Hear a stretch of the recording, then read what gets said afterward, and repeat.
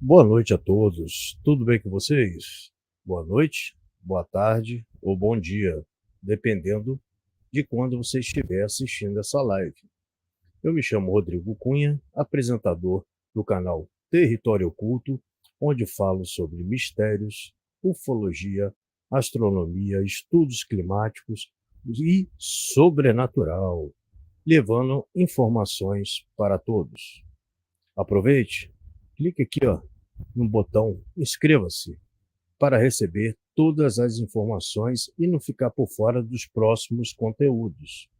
Hoje, com a gente, vai estar meu grande amigo, Dirceu Klemba, da Academia de Estudos Exobiológicos e Yoga. É difícil esse nome, gente. Olha. E do canal Falando de Mistérios, onde abordaremos atividades alienígenas nos campos gerais. Pronto. Sem mais delongas, deixa eu chamar meu amigo Dirceu. Deixa eu chamar ele aqui, calma aí. Pronto, boa noite, Dirceu. Olá, Rodrigo, tudo bem? Boa noite, como é que você está? Tudo bem? Tudo ótimo. Olha, que nome grande, hein, da academia, hein? Que Isso é a nome grande. Academia Brasileira de Estudos Exobiológicos e Yoga. É. É um nome diferente, né? A gente está acostumado assim, realmente a Academia de Ufologia, né? Então, a Uhum. gente quis dar uma abertura maior, né? Então, por isso a gente acabou optando por esse nome um pouco mais longo aí, né? E É. aí a Hoje, gente também tem como abordar bastante temas, né? é isso que eu ia falar hoje. Pessoal, fique atento aí que hoje vai ter muito assunto legal, pesquisas que estão acontecendo, tá? E vai ser tudo bem explicado, com fotos, com tudo isso, com slides. Então vai ser uma coisa muito boa. Tá? E eu de primeira, Odisseu, eu quero te dar os parabéns, independente que quando a gente começa uma pesquisa, a gente não sabe o final da pesquisa. A pesquisa pode ir para um lado positivo ou negativo. Negativo, entre aspas, né? Tudo é positivo.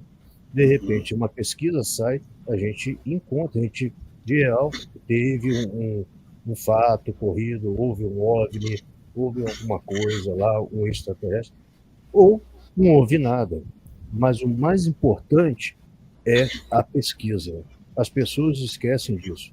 A pesquisa que a gente faz e é muito trabalhosa. Eu sei quanto tempo que você já está nessa pesquisa, que você está tendo nesse momento, que a gente vai falar ainda durante a live. Ah, sim, com certeza, né? É, ontem completou 60 dias desse caso, né? Desse caso que aconteceu aqui em Ponta Grossa. Né? Uhum. Eu estou à frente deste trabalho desde as primeiras horas. Eu fui, na verdade, só 3 pesquisadores estiveram no local, tiveram acesso ao local e as pessoas que participaram dessa situação, né? E a gente está fazendo a avaliação aí de tudo que está acontecendo, a gente está indo a fundo nessa pesquisa, a gente fez a pré-apresentação dos fatos e depois a gente partiu para a segunda etapa da pesquisa e nós estamos aí com ela praticamente concluída.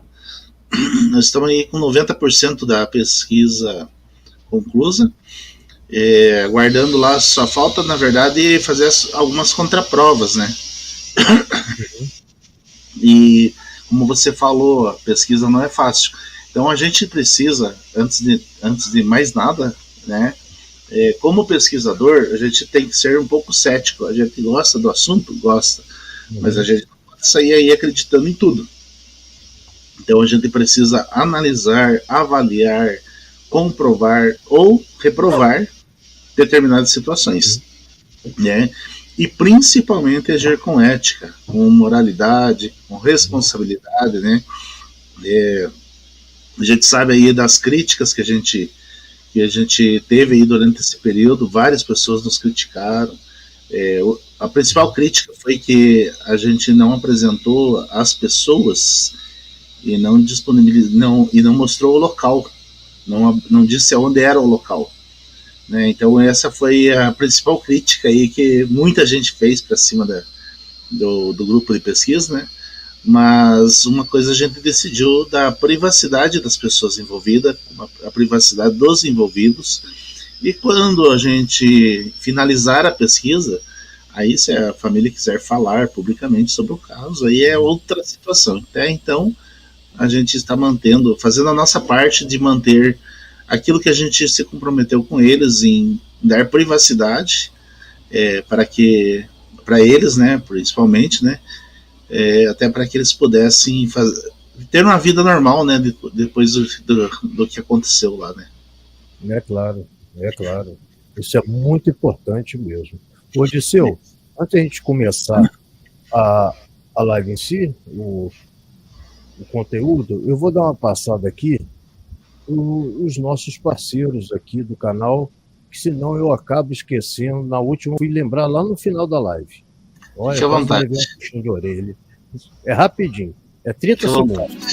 Fique à vontade.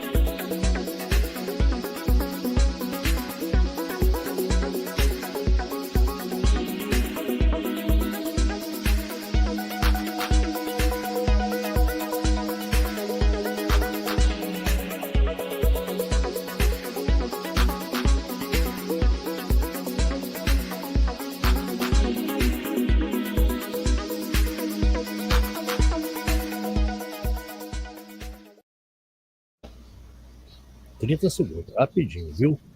E aproveitando agora, vamos dar uma boa noite para o pessoal do chat. Já tem bastante gente aqui. Deixa eu dar uma boa noite rapidinho para a gente começar, que tem muita coisa para falar. Boa noite, Tixai Rodrigues, uma boa noite. GSA Garage, a Sociedade Automotiva, muito boa noite, meu amigo Leandro. Na irmã Ares Papa, que está em todas, está aqui, dando boa noite para nós dois. Deixa eu ver mais quem. Aqui, Sidney Costa, uma boa noite, meu amigo. Obrigado por estar aqui presente. Marinho do Carmo, boa noite, obrigado por estar aqui, muito obrigado. Dando uma mãozinha aqui para a nossa live. Deixa eu ver mais quem aqui. Zumira Bessa, boa noite, obrigado. Zumira também está em todas. E não mais do que Caldeirão de Mistérios, Dona Vilma Amazônia, uma boa noite, Dona Vilma. Dona Vilma entrou hoje com a Caldeirão de Mistérios, não entrou como uma caçadora de OVNI. Vinícius Pacheco, boa noite, meu amigo. Tudo bem com você, Vinícius? Deixa eu ver aqui. Aqui tem você. Maria, boa noite, tudo bem? Patrícia Ferreira, boa noite, seja bem-vinda. Muito obrigado. Deixa eu ver mais quem aqui. Leitura da Tícia. Ô, Leitura da Tícia, de novo aqui no canal, então gostou do canal. Que bom, eu fico feliz. Eu tento fazer o melhor a cada live, né, para vocês mesmo. Leitura da Tícia, como o Daniel também, de Receita Simples Daniel, que hoje não está aqui, eu acho, vou ver ainda. Veio lá da Fórmula Tube, do meu amigo Clóvis, que por sinal vai estar esta semana aqui numa live. Esperem, vai ser show. Vamos falar sobre OVNIs e o YouTube também, falar sobre coisas de YouTube. Vai ser legal a live. Carlos Opacos, muito boa noite. Tá? Muito obrigado por você estar aqui mais uma vez. Carlos também sempre presente. Deixa eu ver aqui, calma aí. Aí, Dona Avião foi e já voltou aqui, já entrou como caçadora de OVNI. Ela é esperta, cara. Ela sai de um, vai para outro. Tá divulgando os canais dela, mas tem que ser, que vamos ajudar o canal da Dona Vilma aí. Gente, vai lá no Caçador de OVNIs e assiste lá as lives da Dona Vilma até o fim. Tá? E até vou falar sobre isso daqui a pouco. Nelson Pescara, boa noite, Nelson. Boa noite, está aqui. Nelson Pescara, é o nosso bacharel, 70 anos de ufologia está fazendo. Meu Deus do céu. Deixa eu ver aqui. Mila, boa noite. Seja bem-vinda. Disseu, eu acho que a gente já deu a boa noite para todo mundo. Mas, Disseu, eu estava falando isso, sabe por quê? Isso serve não só para mim, como para você, como qualquer um que tem canal. Gente, começou a ver um vídeo, vai até o final. Você não sabe como que é isso importante para a gente. Isso chama retenção de público. Até aqui, quando vocês entram aqui na live, sai e vai para outro, e a gente acaba dividindo por dois, assim, o tempo, vai dividindo, né? Então, vocês não sabem como que isso é prejudicial ao canal. Então, entrou, veja até o fim, mesmo que você não for ver, deixa rolando lá. Não achou interessante? Deixa pelo menos rolando, que ajuda a gente a entrar no canal lá do Disseu. Por sinal, as redes sociais do Disseu está aqui na descrição da live, aqui embaixo. Só você clicar que vai direto para as redes sociais dele, bem como o zap dele para entrar em contato direto. Disseu, falei muito, mas eu tinha que falar, são alguns pontos que a gente é obrigado a falar, porque as pessoas entenderem como que é esse YouTube é fogo, pega a gente pelo pé, que é uma coisa de doido. Nessa próxima live que eu vou abrir, a gente vai falar sobre isso também, para as pessoas entenderem como que é ter um canal do YouTube. É fogo. Disseu, primeiro, bastante responsabilidade, né, Rodrigo? E você sabe que é responsabilidade mesmo. A gente assina papel, a gente assina coisas sérias lá. Quando a gente entra aqui de frente, a gente tem uma responsabilidade tremenda. Pelo menos a gente aqui tem, né? De chegar e levar as coisas sérias para todo mundo. Né? Disseu, conte um pouquinho sobre você. Se apresente. Basicamente, 90% das pessoas que estão nos assistindo já conhecem o professor Disseu, tá? Mas eu quero que você se apresente para as pessoas que ainda não te conhecem. Como o Rodrigo já falou, né? O pessoal eu estou há muito pouco tempo assim na ufologia e tudo mais, né? Mas quando eu me dediquei a entrar nesta área, eu acabei trazendo a responsabilidade da pesquisa científica, né? Eu trabalho em laboratório, tenho formação de licenciatura, eu sou formado em geografia, em administração pública e logística, né? E trabalho em um laboratório de engenharia da área de educação, então, dentro de uma universidade. Então a gente tem um nome a zelar, né? É uma empresa de ensino que tem responsabilidades com a educação, então a gente precisa fazer aquilo de maneira correta, fazer as coisas de maneira certa, com responsabilidade, com ética, para que a gente possa levar o bom estudo e o bom ensinamento a todo mundo. Então, a partir daí, surgiu a ideia de eu começar a pesquisar ufologia. Acabei conhecendo um grupo de pessoas em 2015, a gente fez algumas vigílias, aconteceu alguns trabalhos bem bacanas, que eu vou mostrar alguns resultados aí. Depois acabei me ausentando e parti para o trabalho isolado.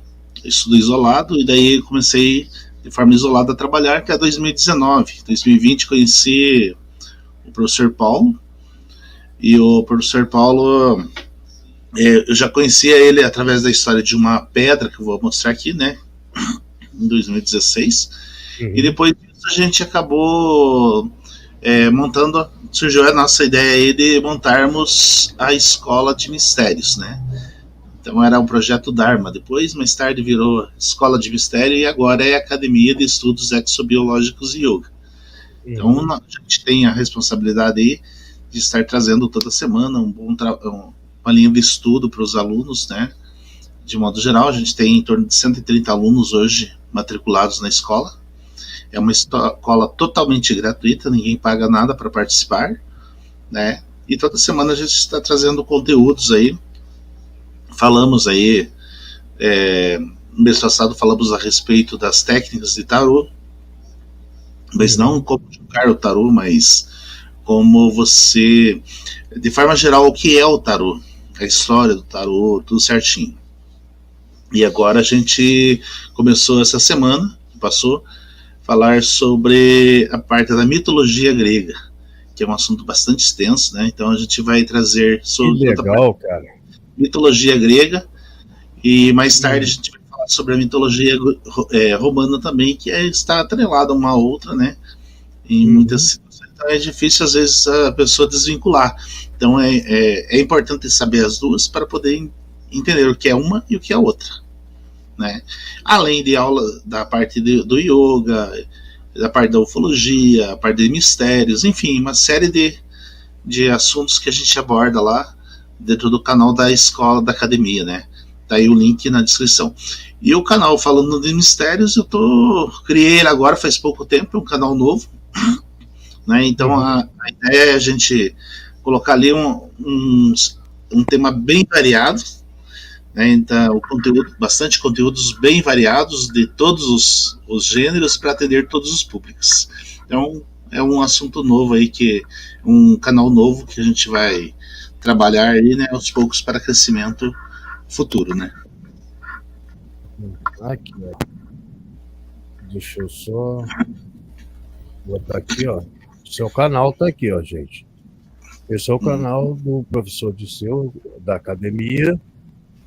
Deixa eu ver se eu abro aqui o outro também, para as pessoas já saberem qual é, né? Que aí, falando de mistérios. Calma aí, eu já boto logo aqui. Já fazemos o merchandising, já. Certeza. O canal da escola é um canal novo também, está crescendo aos poucos, né? Aí tem algumas lives que eu adicionei aí, que eu participei, né? Inclusive aí tem. Falando de mistério. Inclusive aí tem a explicação aí de bem direta do caso Carvalho, aí, mais para baixo aí. Esta aí, caso Carvalho. Né? Aí tem uma explicação bem básica do que foi o Carlos Carvalho. Já me inscrevi ao vivo, tá? Tá certo, gratidão. Então vamos lá. Então, pelo menos já apresentamos os canais. Né? Ô, Disseu, uma curiosidade que eu tenho. Como que você começou a se interessar por ufologia? Quando foi isso? Tem muito tempo já? A gente sempre tem curiosidade sobre o assunto, né? Desde criança, assim, eu morei numa região onde tinha muitas histórias de assombração. Então acontecia assim, o pessoal passava, é uma linha de trem assim, né? Então a gente via à noite boitatá naquela região, por exemplo, né? Era 7, 8 bolas de fogo que levantavam. Naquela época não tinha o Jardim Paraíso, né, que a gente diz hoje, né? E eles davam um giro por cima daquela região e voltavam para o mesmo lugar e caíam naquele local. Então tinha período ali que o pessoal não conseguia passar ali a partir das 8 horas da noite, nem às vezes até o próprio maquinista parava ali e voltava com a locomotiva, né? Porque não passava naquele lugar. E era uma coisa assim bastante incrível, né? Só que isso era uma questão assim que a gente não entendia muito nem nada, né? Então a gente levava isso como uma assombração, né? Local assombrado. Então tinha lendas naquele lugar e tudo mais. Mas aí a gente acabou saindo desse local e tudo mais, e o tempo passou. Aí em 2015 eu conheci o pessoal aqui de Ponta Grossa que são pesquisadores de ufologia, né? E aí a gente começou a trabalhar junto. Aí fizemos um ano mais ou menos de trabalho junto. Tem umas fotos que eu vou apresentar aqui, os trabalhos que a gente fez, que tivemos alguns resultados. E a partir daí eu comecei a me interessar mais, né? E aí foram surgindo os casos e a gente vai crescendo, né? Mas eu tenho muito ainda a aprender. Essa é a grande vantagem, né? Gente, se a gente tossir um pouquinho aqui, porque tá um frio danado, tanto aqui no Sudeste, como que aí na cidade de Disseu. Você está onde, Disseu, nesse exato momento? Eu estou em Ponta Grossa, 100 quilômetros Ponta de Grossa, né? 100 quilômetros de Curitiba. Então, Vamos ver se consegue pegar aqui a temperatura. Não vai pegar, né? Não, não pegou não. Mas eu sei que tá frio. 9 graus. Tá frio. 9 graus nesse exato momento. Vê se consegue botar dessa forma assim. Não pega.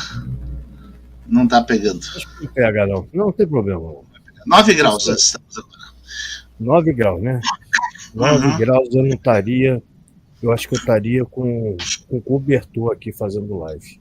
Mas agora está quente. Hoje de manhã a gente tinha 2 graus negativos. Meu Deus do céu.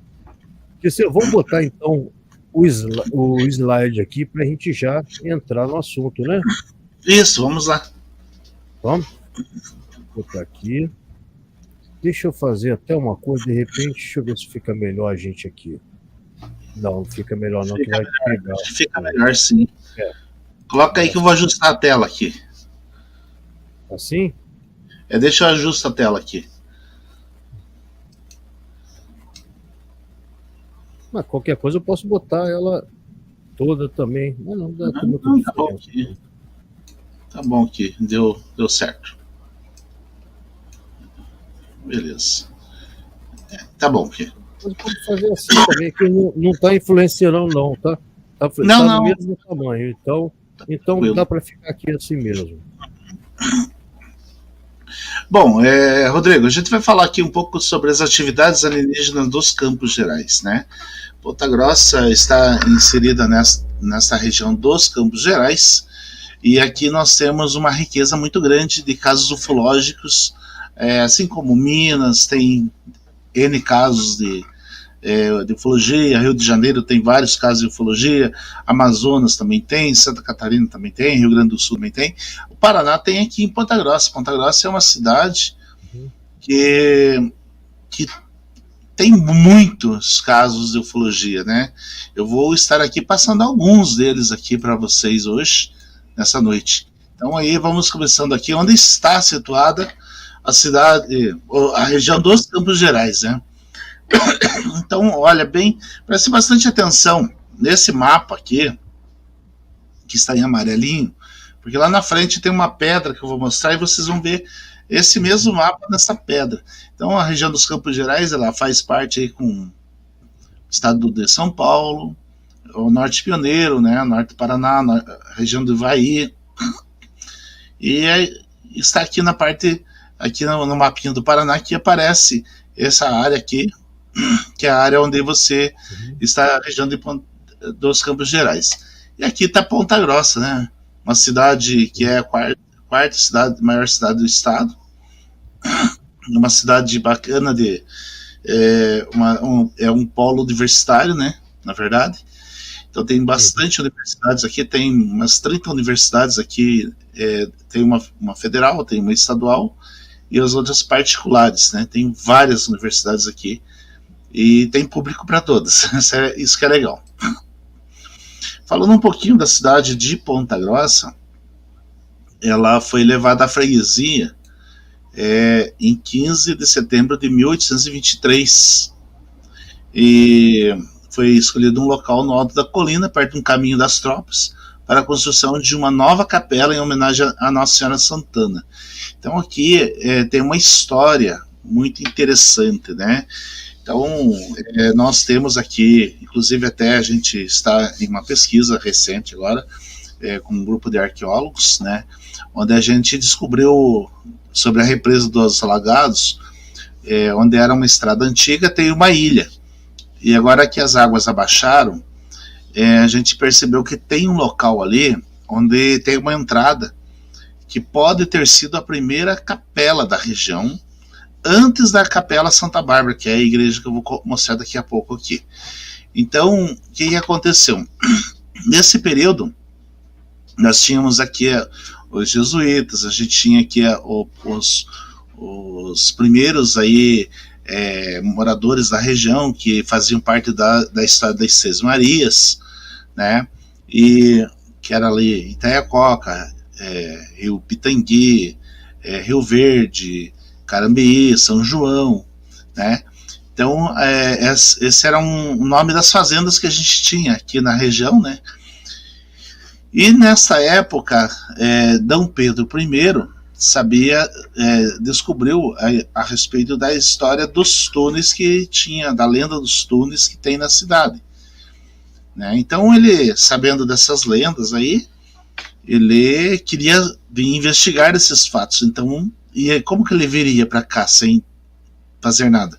Então ele falou que ia trazer uma nova capela para a cidade, né? E aí ele pediu para que os fazendeiros vissem onde que iam instalar essa nova capela. E aí o que aconteceu? Eles não entraram em um acordo, brigaram muito, aí entraram no consenso de soltar um casal de pombos, e onde esses pombos pousassem, ali seria a nova capela. E parou ali na região onde temos a cidade de Ponta Grossa, que na época era um matagal, né? Era um matão, e era um capão de mato, e era um banhadão assim, né? Tanto que a gente tem até o lago subterrâneo ali, que é canalizado, e que pouca gente sabe aqui na cidade. Então ali surgiu, e nessa época o D. Pedro I, né, vindo para Ponta Grossa, ele fundou a primeira igreja. Na época, a segunda igreja, na verdade, na época já tinha essa igreja aqui, que é a Capela Santa Bárbara, né?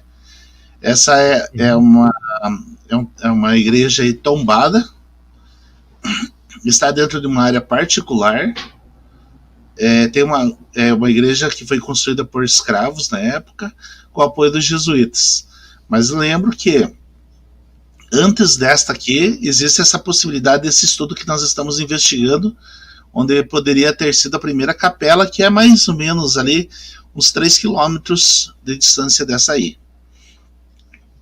Então hoje, oficialmente, essa é a primeira igreja da cidade de Ponta Grossa, Capela Santa Bárbara. Inclusive, existe um filme Cafundó, que foi rodado a parte dessa igreja aí. Aí tem uma imagem que foi restaurada. Essa imagem, ela tem filamentos de ouro, tudo, né? Ela foi doada à cidade de Ponta Grossa, né? Então, na fundação da cidade, que também foi na fundação da igreja da Capela Santana. E essa imagem aí veio de Portugal, e ela é original de Portugal. Ela vai fazer 200 anos ano que vem. Então, ano que vem vai ter um cerimonial que ela vai ser colocada na cúpula da catedral. Então, mais à frente eu mostro a catedral. Mas outra situação, esse local aqui também é uma área particular, que aqui é o Marco do Imperador. Nesse local aqui tem uma história. Os alemães, eles foram trazidos, né? Os alemães, na época de D. Pedro II, eles estavam em várias partes do mundo. E eles estavam na Rússia. E na época a rainha lá tinha falecido, e os filhos dela, que tomaram conta do poder, chegaram e falaram assim: olha, ou vocês agora aprendem russos, ou vocês vão embora do Brasil. D. Pedro II, que estava na Itália na época, acabou sabendo dessa notícia através dos jornais, e convidou esses alemães para vir morar no Brasil. Na época era se morar aqui numa cidade próxima chamada Carambeí, mas por questão de desvio de dinheiro, como o ministro na época não gostava muito dos alemães e tudo mais, acabou comprando nessa área. Só que essa área ali para trás, no final dessa rua ali, nós temos o rio Tibagi já. E nessa região aí é pedra. Então o que aconteceu? Muitos alemães tinham ido embora. Já daí, quando D. Pedro II veio visitá-los para arrumar a situação deles, né? Então aí ficou aí conhecido como Marco do Imperador. Outra situação que nós temos aqui é o caminho do Pé Biru. São antigos caminhos utilizados pelos indígenas sul-americanos desde muito antes do descobrimento pelos europeus, ligando o litoral brasileiro, mais especificamente a cidade de São Vicente, Canané e Florianópolis, ao interior do continente, no Andes, Cusco, no Peru. Então, existe uma história de que esses caminhos eles podem ter muito mais tempo do que a gente imagina. Inclusive, a gente tem, nesses caminhos, a gente tem pinturas rupestres, né? Então, aqui, só para ter uma ideia, né, do caminho. Então, a junção estaria aqui, justamente aqui, né, que é a região dos Campos Gerais. Então, aqui, ó, mais especificamente, seria vindo lá de Florianópolis, da região lá de São Paulo. Então, seria aqui a região dos Campos Gerais, né? Também Edson, eu desculpa só te interromper. Esse estudo, eu andei até lendo a respeito, achei muito interessante. Tá? Muito interessante mesmo. Forma um abraço de todos que chegaram aqui depois, Daniel, Patrícia, que já estou aproveitando, dando boa noite, Maria Cecília, todo mundo que chegou, Daniel Robles, meu amigo Daniel, está sumido mesmo. Daniel estava fazendo mudanças, tá? Mas vamos lá, vamos que vamos. Então, bem interessante esse mapa, tá? Esse caminho aí, esse caminho, inclusive, mostra o quê? Mostra movimentações europeias no estado do Paraná entre 1540 e 1560. As linhas tracejadas correspondem aos caminhos indígenas do Peabiru. Então, o que acontecia na época? Os espanhóis, os europeus, de modo geral, eles usavam esse caminho para chegar até o continente latino-americano, né? A área latina. Então, eles vinham por essa parte que era um caminho mais conhecido. E aonde que eles passavam? Eles vinham seguindo a Serra do Mar. E eles acabavam chegando aqui na região dos Campos Gerais. Então, eles passavam pelos Campos Gerais e seguiam depois até as 3 fronteiras lá, né? Então, para cá. E o caminho do Peabiru, ele saía para cá em sentido ao Salto Guairá, né? Na época não tinha a represa ali da Itaipu, né? Então a gente tinha em Sete Quedas, tudo ali naquela região, então era ali que eles passavam, né? Então essa é uma situação interessante. Então, essa é uma história que a gente ainda tem muito a desvendar, muito a estudar, né? A gente tem aí o pessoal do projeto Dáquila, né? Que está investigando esse caminho aí, inclusive ele vem lá do Amazonas também, tem muita história para ser contada ainda, tem muita coisa para ser descoberta, né? E aqui tem lendas, né? Então essas lendas aqui tem a ver com o que eu vou mostrar na sequência aí. Bom, aqui em Ponta Grossa a gente tem também alguns pontos turísticos que são bastante conhecidos no Brasil e no mundo, né? Eu vou mostrar alguns deles aqui, não vou mostrar todos, né? Mas vou mostrar alguns que são bastante interessantes. Por exemplo, Vila Velha. Vila Velha aqui é uma cidade de pedra, né? É muito legal, muito bacana, muito bonita, né? Vale a pena conhecer. É um parque hoje, né? Um parque protegido. Nós temos aqui o Buraco do Padre, também que tem uma lenda por trás desse local, uma cachoeira que sai do meio da pedra. É muito bonito e é frio. Lá nesse local aqui, com um sol de 30 graus aí, um dia de calor de 30 graus, você vai estar com 7, 8 graus lá dentro. Né? Só que que chegou aqui, ó, Jackson Camargo tá vendo aqui. Obrigado, Jackson. Ô, Jackson, beleza? Ele achou um espaçozinho na agenda para vir aqui, que eu sei que Jackson tá todo cheio de agendas aí. Obrigado aí, Jackson. Convidá-lo para fazer uma live conosco lá no canal da escola. Aproveitando que ele não comprou o livro do Jackson, compre. Tem todos os livros dele. Compre aí, vai lá, procura saber direitinho. Eu que não vim preparado para pegar o livro, senão eu ia botar aqui, tá? Toda essa área, Rodrigo, toda essa área aí, eu estou mostrando, estão em áreas de preservação ambiental. Então, não pode ser alterado muita coisa, mas aí é a área particular, então o proprietário da área fez aí as trilhas, muito bonito o lugar, vale a pena conhecer. Outro local que nós muito temos bonito, aqui é a cachoeira, a cachoeira do Rio São Jorge. Então aqui, nesse local aqui, existe uma história de que pode ter portais, mais um portal, né, no caso, né? Nessa área a gente já tem um que eu vou mostrar daqui a pouquinho. Aqui é um outro local que chama-se Porto Brazos, é uma fábrica de vinho de Amora, Porto Brazos, Amora italiana. É um restaurante, é um lugar muito bonito que dá acesso ao Buraco do Padre, da estrada do Buraco do Padre, né? E principal mais pontos turísticos lá ali do interior de Vila Velha. Aqui é um mosteiro da Abadia da Ressurreição. Por que eu trouxe essa questão aqui? Justamente para mostrar que esses locais aqui, eles têm muito a ver com a questão dos túneis.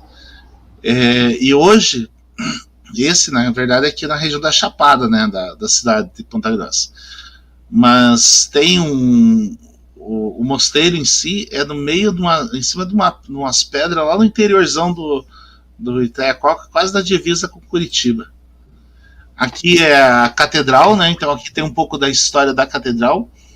Então aqui nesse marco aqui é onde os pombos sentaram, né? Aqui também do ladinho aqui nasce o famoso rio Pilão de Pedra, certo? Ele desce aqui sentido ao Ponto Azul, né? Então ele nasce nessa área. Então essa era a catedral antiga, né? Depois ela foi demolida e foi construída esta aqui, que ela tem visão de toda a cidade, né? Aqui em cima, né? Nessa torre aqui, numa dessas torres aqui, que vai ser colocada aquela imagem que eu mostrei no início, no ano que vem. Aqui é um outro ponto turístico, né? Capão da Onça. Aqui já foi gravado novelas da Record recentemente aqui. O filme Cafundó também foi gravado nesse local, ali no cânion do São Jorge também, né? E além de tudo isso, por que eu mostrei todas essas partes desses pontos aí? Mostrei alguns pontos turísticos, porque esses pontos turísticos, eles estão diretamente ou indiretamente ligados aos fatos que nós temos aqui registrados na cidade de Ponta Grossa. Né? Por exemplo, a ufologia aqui é uma atividade bastante forte. A gente tem casos aí, quase toda semana a gente tem casos de novos, inclusive estamos aí com um caso de abdução de um professor de um colégio estadual que aconteceu semana passada, ainda estamos na fase de contatos ainda para a gente investigar esse fato. O outro pesquisador está cuidando desse caso. A gente tem aí, numa cidade próxima aqui, Jaguariaíva, nós temos uma abdução de um maquinista de trem. A maquinista estava, segundo a informação, ele estava se deslocando com a locomotiva, a nave veio em direção dele, parou a locomotiva, daí a nave parou do lado, ele desceu, foi até a nave, teve relação sexual com os tripulantes da nave, voltou para a locomotiva e seguiu viagem. Detalhe, registrado, teve meia hora de interrupção do movimento do trem. A população viu isso. Só que quando você vai olhar no diagnóstico da locomotiva, não existe nada. Ela não parou. Esse é um lapso temporal muito difícil. Então esse também estamos em fase de contato aí para a gente analisar esse caso aí. É um caso novo, é um caso antigo, mas é novo de conhecimento, né? Então a gente não sabe ainda se a gente vai conseguir chegar até as pessoas envolvidas ou não. Então esse é um caso para futuros estudos. Bom, falando um pouco aqui sobre os casos, o primeiro caso, né, a gente tem uma historiadora aqui que fez um levantamento quando ela esteve na Casa da Cultura. Ela conseguiu fazer algumas buscas em jornais. Então ela teve lá o primeiro registro, o registro mais antigo na região foi em 1917. Isso registrado em jornal. E só que ela não pôde ter acesso a esses documentos, né, porque fazem parte do arquivo, né? Então, como são materiais muito antigos, então ela não pôde ter acesso a essas informações, né? Que são cuidados, né? Então, o que acontece? A gente teve lá 1917, depois teve 1923, 24, 25, 27, 29, 32, 33, ali no período da guerra, da Segunda Guerra, a gente teve muitos casos, praticamente todos os anos. Depois nós tivemos 1950, 51, 52, 54. Por exemplo, aqui, 1954, 27 de novembro de 54. São um registro que a gente tem. Eu tenho aqui uns 50 recortes de jornais que mostram relatos que aconteceram, de relatos que foram registrados na região dos Campos Gerais desses materiais. Depois em 93 aí nós tivemos essa história dessa pedra aí, né? Pedra alienígena. Uhum. Nesse caso eu tive contato com essa pedra no início, eu vou estar falando mais na sequência. Depois, em 98 até 2015, houve vários registros em jornais que eu não trouxe. Aí depois, em 2015, aí eu conheci já o pessoal da ufologia aí da cidade, né? Esse aqui é o Juliano Villucci. E a gente acabou indo fazer uma investigação de um repórter aqui da cidade, que segundo ele estava se deslocando do interior do Itaiacoca para Ponta Grossa, e ele viu uma nave no caminho. Então nós fomos nesse local. Então era no dia 19 de janeiro, e por volta de 23 horas a gente fez o Juliano, ele gravou um vídeo, né? E nesse vídeo apareceu aí essa sondinha aqui, né? Depois a gente voltou uma semana depois, no mesmo horário, no mesmo local, né? E a gente simulou onde estaria esse objeto dentro da situação. Então esse pontinho brilhoso aqui era onde é uma simulação de onde esse pontinho aqui está, ó. Entendi. Certo? Então a gente só viu isso quando foi colocado em forma de negativos, né? Então isso foi uma coisa legal que aconteceu. Depois, no dia 26 de janeiro, a gente voltou lá que tem nessa foto aqui, né? Aí nós fomos para outro local, né? Nós fomos nesse local aqui, e nesse dia a gente fez 21 registros desse objeto que aparecia aqui e sumia aqui. Ele fazia esse trajeto aqui. Não poderia ser questão que envolvia aí tráfego aéreo, poderia ser, a área de tráfego aéreo, sim, mas não era avião, né? A gente sabe quando é avião, né? Inclusive a gente fez alguns registros de avião nesse dia lá também. Então essa área aqui é essa área vista durante o dia, ó, que é justamente a região onde nós temos a região do Itaiacoca, região do Passo do Pupo. E nessa noite a gente teve esses 3 registros aí que chamaram bastante atenção, que foi que foi esse objeto aqui, né? Deixa eu ver se eu consigo aumentar o tamanho dele aqui, né? Então dá a impressão que dá para ver, né?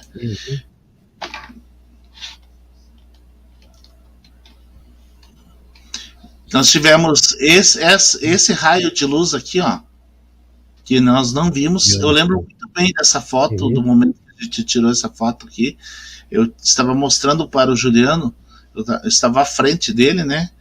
Eu estava mostrando para ele a região do aeroporto Santana, que nós tínhamos movimentação de aviões, né, lá, né? Naquele exato momento. Então, e aí a foto... Você ia ver um raio de luz, né? Tem isso também, né? Exatamente. Então a gente não viu. Isso aqui, na verdade... E esse raio luminoso aqui dessa forma aqui. Então isso aqui chamou bastante atenção. E a gente ficou aguardando, ficou tentando uma explicação até ano retrasado. Daí ano passado a gente descobriu o que realmente é isso. Isso aqui são restos, né? São resíduos de ectoplasma de naves, de uma nave, na verdade. Então a gente estava com uma nave muito próxima. Aqui, ó, é uma nave. Esse aqui é a base de uma nave. E uma outra foto que eu não tenho ela, mas a gente consegue ver aqui a estrutura dela, que ela estava muito próxima da gente, mas aí sem a iluminação. Ela estava muito próxima da gente. Então, existe uma possibilidade, fomos abduzidos? Talvez sim, talvez não sabemos.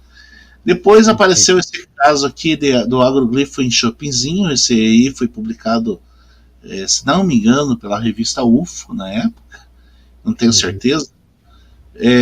Então aí eu acabei fazendo um relatório na época desse agroglifo, que muito mal feito, né? Então foi feito lá, e a gente ficou sabendo lá, por pessoas falaram que próximo dessa região aí teria um congresso que estaria abordando o tema, mas não sei se é verdade ou não consegui essa informação. Aí, isso aconteceu em julho de 2015. Em outubro de 2015 aconteceu aqui do ladinho de casa, aqui em 100 km de Ponta Grossa, esse agroglifo em Prudentópolis, né? E depois, um ano depois, apareceu esse aqui, inclusive a capa de um dos livros da revista UFO, né? A revista UFO lançou um livro com esse desenho aqui, né? Então eu não posso falar sobre esses dois desenhos, se eles são verídicos ou não, porque eu não fui investigá-los, né?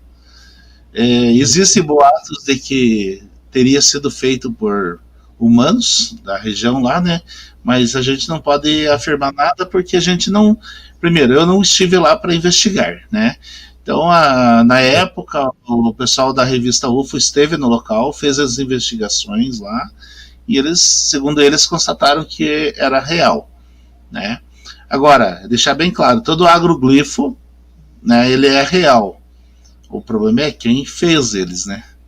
Então, isso que é importante a gente deixar bem claro. Né? Se aparecer um desenho numa plantação, é um agroglifo, é um corpus siccus, né? Então ele é real, ele está presente ali. Agora, o fato é quem fez, né? Então a gente precisa saber quem fez. Né? Então isso que é importante a gente investigar. Né? Então, eu não posso falar se se tem atividade alienígena aqui ou não, né? Porque eu não fui investigar esse fato aí, né? Quem investigou foi, na época, foi o pessoal da revista UFO, e segundo eles, seriam de origem alienígena. Né? Então, esse é um dos casos. Bom, dentro das minhas pesquisas, né, o que eu venho investigando? A pedra. Essa pedra aqui é uma pedra que surgiu em 93. Eu fui uma das primeiras pessoas a pegar essa pedra. Muitas pessoas viram essa pedra, mas não pegaram. Inclusive, eu peguei e pesei essa pedra, e eu fui a pessoa que identificou esses mapas nela. Então aqui a gente vê uma semelhança muito grande com a cidade de Ponta Grossa. Vale lembrar que essas áreas que estão diferenciadas aqui, que estariam aqui, ó, são as áreas que estão desenvolvendo hoje na cidade. Aqui o estado do Paraná, em relação ao estado, a formação da pedra, é muito incrível, porque você consegue ver aqui, por exemplo, a região dos Planaltos, ó, divisão do primeiro Planalto, segundo Planalto, né, o terceiro Planalto. Ponta Grossa estaria aqui. Aqui nós temos aqui, lembra que eu falei lá da região dos Campos Gerais? Olha aqui, a região dos Campos Gerais está aqui, ó, muito semelhante. Interessante mesmo, muito semelhante. Na época, o Júlio César Murmel, que já é falecido, ele disse que essa pedra teria sido encontrada no rio Tibagi. E essa fenda aqui sempre foi um mistério. Sempre foi um mistério para muita gente. Então, quando eu tive acesso a essas imagens, eu olhei aqui nessa região aqui, ó, e essa região é justamente a bacia do rio Tibagi. E essa fenda é o cânion que tem no rio Tibagi. Isso é interessante, né? Então é um dos fatos que nós temos aí. Então, ó, só comparando a cidade, né, o estado do Paraná e o local aqui, né? Outro caso aqui que a gente está estudando, né, é o caso de uma abdução. É o casal que saiu aí, segundo testemunhos, né? Eu tenho uma testemunha desse caso aí, é um casal, né, no caso. E eles contam o seguinte, eles já estão com 60 anos aproximadamente, então eles contam assim, que eles eram crianças na época, né, então eles ouviram falar desse assunto, os pais deles conheceram esse casal. Então, segundo o testemunho, o casal saiu para passear na região dos Alagados e desapareceram. A região dos Alagados é uma represa que tem aqui na região próximo São Jorge, ali, né.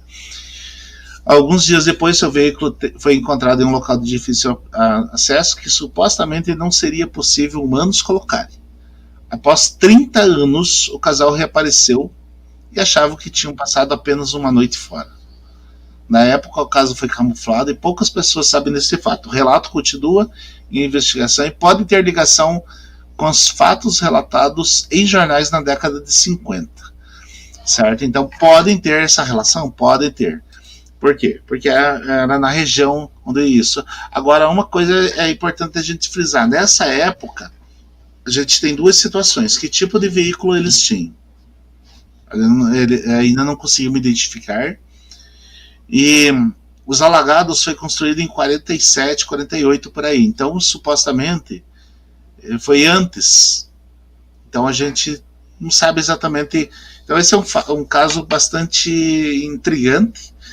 Mas recentemente eu recebi uma mensagem no meu Facebook de uma pessoa que viu essa história e ela falou assim, olha, a minha avó morava na região do Itaiacoca e a gente ia visitar ela e ela contava essa história pra gente. Ela contava essa história pra gente. Então, quer dizer, a partir do momento que as pessoas contam a história, é possível que tenha relação. Então aqui, ó, isso aí lá em 54, né? Na cidade de Castro. Então tem um registro aqui de duas pessoas, um Jackson de Paula, da polícia local, e Oliveira Júnior, dedicado funcionário de uma rádio da cidade de Castro, né? Eles relatam aqui que é aproximadamente 3 horas da madrugada eles teriam visto um disco voador cruzando os céus da cidade em grande velocidade. Então isso aqui está registrado. Então esse caso aqui, ou casos semelhantes também nessa região, nessa época, que não foi o único caso da época, né, podem ter alguma relação direta com esse caso aqui, né. Outro caso que aconteceu aí foi uma abdução de uma mãe e filha. Na época a gente achava que era mãe e filha, mas mais tarde foi só a mãe que foi abduzida, a filha não participou da abdução, né? Então ela só visualizou o acontecido. Foi uma questão assim muito rápida, 1 segundo aproximadamente. Vale lembrar que as abduções elas acontecem diuturnamente todos os dias, milhares de pessoas no mundo inteiro. Elas acontecem em momentos que a gente, de repente você está aí, você que está nos assistindo assim, você teve um lapso de memória que você não sabe explicar o que aconteceu. Você pode ter sido abduzido e você nem sabe, né? Outra situação, às vezes está se deslocando por uma via e do nada você passou por pontos que você nem imaginava que ter passado. Você viu, você já está muito além do que você esperava. Então o que acontece? Isso aí pode estar relacionado direta ou indiretamente a abduções. Outras formas que acontecem que são bastante comuns é através dos sonhos. Os sonhos são, principalmente quando eles são lúcidos, eles podem ser abduções também. Então existe N situações de abduções. Só que a questão da abdução, ela tem a ver com o tempo. Quanto tempo, né, você pode estar relacionado com uma abdução. Nesse caso aqui foi 1 segundo. Mas como nós temos a quarta dimensão e ao tempo, na quarta dimensão o tempo pode ser milhares de anos e para nós ser apenas 1 segundo. Né? Então, essa senhora ela não quis levar o caso à frente, ela achou melhor ela arquivar o fato e na visão dela foi como ela interpreta como se fosse uma passagem bíblica que aconteceu na vida dela. Outra coisa que a gente vem estudando são os túneis aqui da cidade, né? Então, esse daqui é um túnel construído. Nós temos aqui diversos fatos de túneis construídos, né? Tem alguns que estão relacionados ao século XVI, outros estão relacionados ao século XVII, no tempo das extrações de ouro, né? Então tem garimpos aqui que têm ligação com esses túneis. Outros são galerias que foram construídas para deslocamento na Guerra do Contestado, em 1912. Também teve o pessoal aí envolvido com a guerra lá que aconteceu na Alemanha, envolveu lá os nazis, né? Também, sabe, isso não é nada comprovado, né? Então isso é um fato que não foi comprovado. E nós temos também os túneis naturais. O que são esses túneis naturais? São as cavernas. A gente tem um grupo de espeleontologia na cidade, e eles têm aqui nos Campos Gerais mais de 300 quilômetros de cavernas catalogadas. Caramba, é muita coisa, gente. É muita coisa. E essas cavernas, elas têm relação a um vulcão que entrou em erupção há mais de 2 milhões de anos, ou bilhões de anos, alguma coisa assim, em Goiás. E as lavas vieram parar aqui nessa região. E então acabou formando essas cavernas enormes que nós temos aqui. Então, Odisseu, Oi. E falando sobre túneis, vale lembrar que estamos cheios de notícias aí de novos túneis encontrados, tá, pelo mundo inteiro. Sim. Está sendo encontrado. Entendeu? Sim. Então, é bem interessante isso, e saber que tem aqui em Ponta Grossa também vários túneis aí também. Eu, sinceramente, tem alguns que eu não sabia. Tem muita coisa que eu estou quietinho aqui, que eu estou escutando e aprendendo, tá, gente? Tem bastante coisa. Então, esses túneis aqui nós temos aqui na cidade, tem tanto os naturais quanto os artificiais, são construídos, né? Então, aqui, ó, por exemplo, aqui é uma estrutura. Lembra lá quando eu mostrei a catedral? Que eu falei lá que aqui ao lado nasce o famoso rio Pilão de Pedra. Então, o Pilão de Pedra, ele passa ao lado dessa estrutura aqui, ó. Só que ele passa por baixo aqui dos prédios, e daí ele desce e vai lá para a região do Jardim Carvalho, onde nós vamos ter o episódio do caso Carvalho. E aqui, essas estruturas que nós temos aí, são paredes de concreto, que atrás dessas paredes tem um lago artificial de um outro rio, que nasce numa outra região, próximo de uma outra igreja, a Igreja dos Polacos, que eles dizem, certo? E esse rio, ele desce, uma parte ele desce formando um rio chamado Rio Rondinha, e outro lado ele desce ali para a região do centro da cidade, forma esse lago, que abastecia as águas da antiga cervejaria que tinha ali, a Antártica, na época, né? E depois ele sairia ali atrás da Copel, que hoje forma o Lago de Olarias ali, né? Então, essas estruturas, elas são reais, estão lá, né? Pouca gente sabe da cidade. Vamos dizer assim que 98% da população não sabe sobre isso. O pessoal que mora na cidade. Aqui são alguns túneis, né, que a gente já teve acesso, né? Então, isso aqui, o pessoal diz que é uma cabeceira de ponte antiga, certo? Mas do outro lado não tem nada, né? E se a gente olhar, essa estrutura é muito semelhante a essa estrutura, né? Então, aqui era um túnel. Essas paredes aqui têm aproximadamente 1 metro de largura, certo? Essa daqui tem em torno de 1,5 m de largura. E esse pedaço aqui é um pedaço que está na frente dessa parte aqui. O que eles fizeram aqui? Aqui, com o passar do tempo, tem um riozinho que passa numa região do bairro ali de Varanas. Então eles desviaram esse túnel que era aqui, ia para esse lado aqui, eles trouxeram para cá. Então eles fizeram aqui uma galeria de água. Assim como bastante locais aqui da cidade estão dessa forma.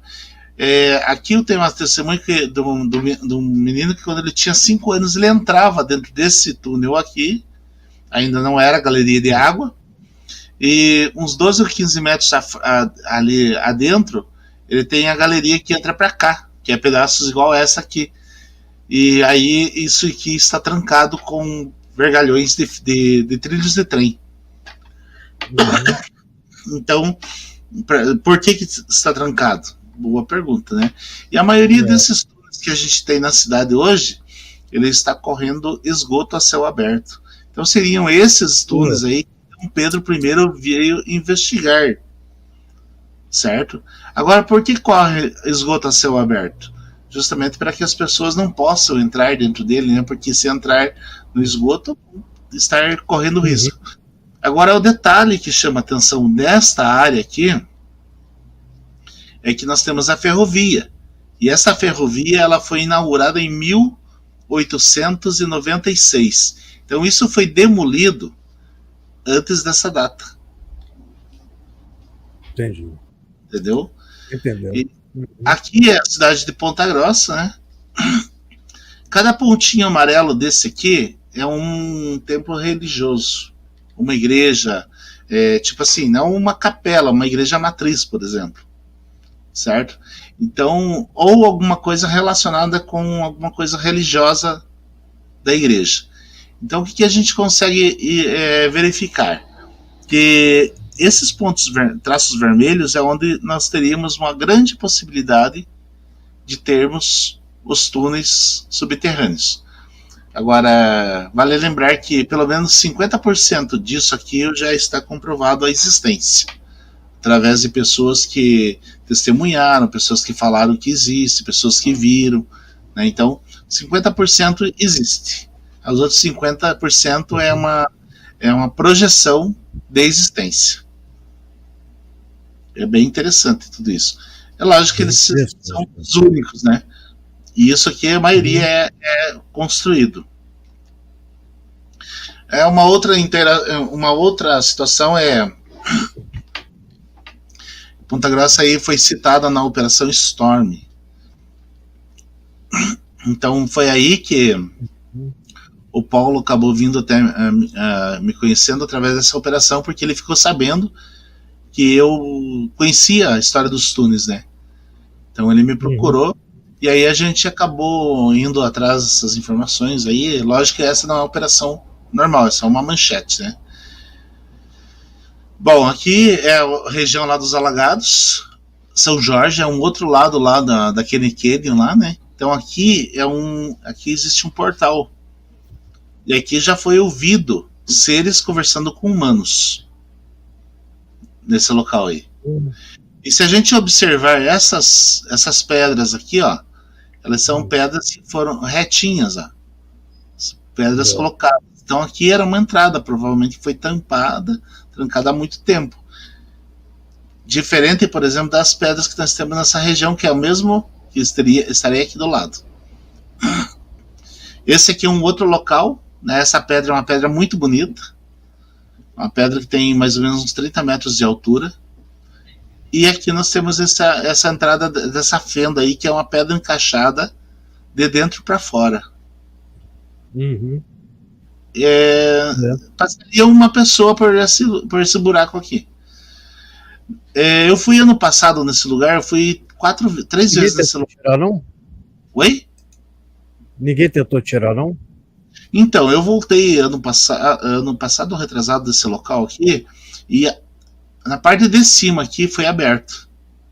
Foi aberto e foi trancado recentemente. Então, a gente acha que desse local é um vórtice energético. né? É um vórtice energético. Bom, essas são algumas das situações, né? Agora, a mais recente que a gente tem estudado é o caso Carvalho. É o caso Isso. Carvalho. Então, ele aconteceu faz no dia 11 de abril de 2022. Nós estamos aí há 2 meses do caso, né? Segundo o que nos foi relatado, foi o seguinte: por volta das 5h45, a senhora ela levanta para fazer café, só que ela tem o hábito de sair para fora, fumar um cigarro antes de qualquer coisa. E aí ela saiu para fora e ela viu alguém embaixo do limoeiro. Ela achou que alguém estava roubando limão lá, né? Aí ela chegou mais próximo para ver o que tinha lá e ela deu de cara com um ser, segundo ela, com 3 protuberâncias na cabeça, de olhos vermelhos, pele marrom, aproximadamente 1,20 m de altura, tinha sobre o corpo, parecia um óleo, né? E daí ela observou que tinham 3 dedinhos nas mãos e os pés, eles tinham tipo umas membranas. Então foram as observações que ela teve. E ela chegou próximo, ela entrou em pânico, ela afastou para trás e saiu, voltou para dentro da casa e viu que o ser deslocou-se por um caminho, pulou o muro e foi embora, né? Então, próximo desse local aí existe um mato, né? O mato está relacionado com esse rio Pilão de Pedra e ele dá acesso a vários túneis, desses túneis que a gente mostrou aí, né? Esse Pilão de Pedra ele dá acesso a vários locais que dão acesso a essas galerias aí de água de esgoto, né? Também uma das questões que ela percebeu que tinha cheiro de água sanitária, né? Então o que a gente tem de tudo isso, né? Por exemplo, ela inclusive chegou a citar a semelhança entre o ser de Varginha, né? Então a gente está nesse caso desde as primeiras horas, né? O caso aconteceu por volta de 6 horas, 10 horas eu já estava no caso. Então, colher todas as amostras, né? Inclusive tem as amostrinhas aqui, ó. A amostra do solo. Deixa eu... Né? Aqui são 3 amostras do solo do dia. Então, foi feita uma análise desse solo. Agora a gente está aguardando uma contraprova desse material aí. A gente colheu novamente agora, depois de um tempo, a amostra para a gente comparar, para ver se vai ter o mesmo resultado do solo ou não, né? Então, essa é uma técnica que a gente está fazendo para fazer essa contraprova. E também foi colhida uma planta, tinha uma folha lá que tinha uma gotinha de um líquido que a gente não conseguiu identificar, né? Mas uma das situações que, por exemplo, primeira mão aqui, né? 2 meses depois, esta área do contato ela está totalmente queimada em relação à outra parte, da folha. Então a gente tem analisado essa parte aí. Então precisamos ainda esperar mais uma parte de alguma avaliação de botânica e tudo mais, para a gente poder fechar o caso com o relatório final. Mas a gente está já com ele aí em torno de 90% concluído, é um caso real. As evidências, elas nos levam a entender que pode ser um ser intraterreno, né, que pode ter acesso, ter saído dentro de uma dessas cavernas ou dentro dessas tubulações, né. A gente tem evidências relatadas na Operação Storm da presença de seres em caverna, nesses túneis, né? A gente tem isso na Operação Storm e cita Ponta Grossa dentro desse caso. Então, a possibilidade de ser um ser intraterreno é bastante grande. Não está comprovado, mas existem evidências que nos levam a acreditar que seria isso, né? E esse é o local aí onde que estava o ser. Nesse círculo aí, Eu fiz o círculo aí justamente para mostrar o local onde foi visto. Mas quando foi pro ar uma notícia recentemente no SBT, o pessoal acabou vendo de alguma forma dizendo que tinha um ser de forma materializada aí, né? Então isso aí é só uma, as pessoas conseguiram olhar aqui, né, e verem que tem um ser aqui, ó. Dizem que é um ser que tá aqui, ó. Então aqui estaria os pezinhos, ó. E daí o corpo de forma transparente aqui, ó. É lógico que isso aqui é uma questão de as pessoas que vão entender de alguma forma, né? É lógico que a gente precisa estar bem consciente de que nós estamos investigando um fato e esse fato a gente tem que avaliar bem, né? De forma de pé no chão, né? Então a gente está bem consciente de tudo isso, né? E alguma coisa essa senhora viu nesse local. Essa imagem aí foi feita por volta de 11 horas da manhã. Então o ser estava aqui, ela chegou a uns 3 metros de distância do ser que estava ali, depois ela voltou e o ser foi embora por aqui, ó, por essa parte aqui. Então nós temos aqui, vamos para frente. Então aqui é o local onde o ser estava segurando, aqui o galho, né, aqui é a parte do chão. Aqui é os amassados onde o ser pisou, né? O ser pisou e desse galho aqui acabou ficando uma gota, né? Então esse amassadinho está nessa área aqui, ó, mais ou menos. Aqui é a folha com o líquidozinho. Pode ver que aqui tem o amassadinho do capim, né? Então foi feita a colheita do material. Aqui também, olha, tem a marquinha no chão onde ele estava pisando. Aqui é uma outra região onde ele também passou, né? Que está amassado, né? A folha. Aqui foi os materiais coletados. Aqui é onde ele pulou o muro de dentro do terreno para cá. Então ele usou esse local tanto para entrar como para sair. Então ficou bem marcado o chão aqui, ó. Então dá para perceber. Teve algum indício de radiação, de computador gás? A gente não chegou a fazer nenhum tipo de teste de radiação. Que é também aquela história. Quem que vai imaginar que você vai estar num caso desse na tua vida? Né? Pô, aconteceu o caso de Varginha lá há 26 anos atrás, né? De repente, do nada, me aparece um caso desse em Ponta Grossa e a gente está atendendo o caso. Então, é lógico, se a gente tivesse condições de fazer todos os ensaios que a gente precisasse fazer para comprovar o máximo de informação, seria ótimo, mas a gente não tem. Primeiro que a gente tem que trabalhar com o que a gente tem, né? É isso que é importante que as pessoas saibam, que um examezinho desse, que você leva de uma terrinha desse, é um dinheirão. As pessoas têm que saber disso, né? Sim, com certeza, né? Só um exame. Imagina todos os exames que são precisos para fazer.